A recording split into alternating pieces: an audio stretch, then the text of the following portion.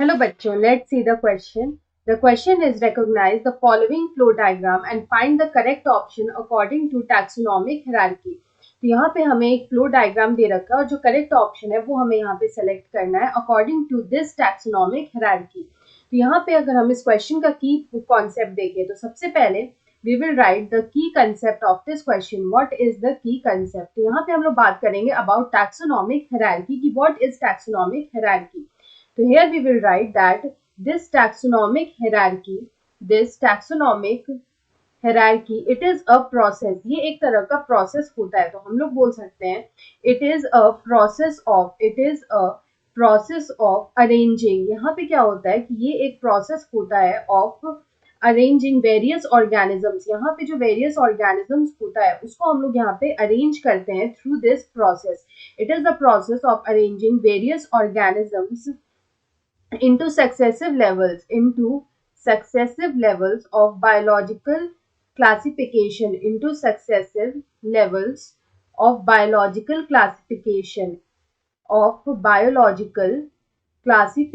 तो यहाँ पे जो बायोलॉजिकल क्लासिफिकेशन है उसमें यहाँ पे इनको सक्सेसिव लेवल में अरेंज किया जाता है आइदर इन डिक्रीजिंग और increasing order from species to kingdom, from species to kingdom or from kingdom to species. तो यहाँ पे अगर हम लोग देखें कि हम लोग इस टैक्सोनॉमिक हायरार्की की बात करते हैं तो यहाँ पे अगर हम लोग बात करें मैंगीफेरा की तो व्हाट इज दिस मैंगीफेरा. तो मैंगीफेरा जो होता है इसका पूरा नाम होता है मैंगीफेरा इंडिका जो कि यहाँ पे मैंगो ट्री का नाम होता है. This Mangifera is the genus. This is the genus. तो यहाँ पे इसके बाद जो हमारा ए दे रखा है ए होगा हमारा family. A is the family. उसके बाद नेक्स्ट हमें दे रखा है बी. बी होगा हमारा ऑर्डर और उसके बाद हमारा दे रखा है सी. यहाँ पे जो हमारा सी है वो होगा हमारा क्लास और उसके बाद यहाँ पे लास्ट हमारा दे रखा है एंजियोस्पर्मी. Last is angiospermae.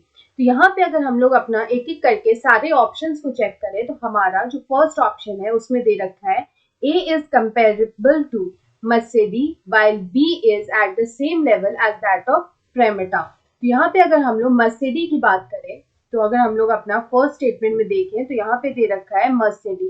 तो ये जो मस्सेडी होता है ये यहाँ पे फैमिली होता है ये हाउस फ्लाइज का. तो यहाँ पे जो हमारा ए है वो यहाँ पे फैमिली है. तो यहाँ पे दे रखा है कि A इज कंपेरेबल टू मस्सेडी मतलब कि A is comparable to family. तो जो कि यहाँ पे करेक्ट है. अगर हम लोग B की बात करें तो B is the same level as that of primata. तो अगर हम लोग यहाँ पे प्राइमेटा की बात करें तो प्राइमेटा जो होता है वो यहाँ पे ऑर्डर होता है. It is the order. तो हमारा ये भी बिल्कुल यहाँ पे करेक्ट है. उसके बाद अगर हम लोग अपना सेकेंड स्टेटमेंट देखें तो उसमें लिखा है C includes all the angiosperms having 2 cotyledons in their seeds. तो यहाँ पे अगर हम लोग देखें तो जो मैंजीफेरा होता है वो यहाँ पे डाइकॉट होता है. Mangifera is dicot. डाइकॉट का मतलब होता है having 2 cotyledons. Those having 2 cotyledons are called dicots. तो यहाँ पे अगर हम लोग देखें तो यहाँ पे जो हमारा एंजियोस्पर्मी है वो यहाँ पे बिलोंग करेगा टू द क्लास डाइकॉट्स. यहाँ पे जितने भी डाइकॉट्स होंगे वही यहाँ पे इंक्लूडेड होंगे. उसके बाद जो हमारा थर्ड स्टेटमेंट यहाँ पे दे रखा है उसमें लिखा है for wheat A is poaceae, B is poales and C is monocotyledony. तो यहाँ पे अगर हम लोग बात करें wheat की तो इन केस ऑफ wheat यहाँ पे क्या होता है जो पोएसी है वो उनका फैमिली होता है. Poaceae is the family of wheat.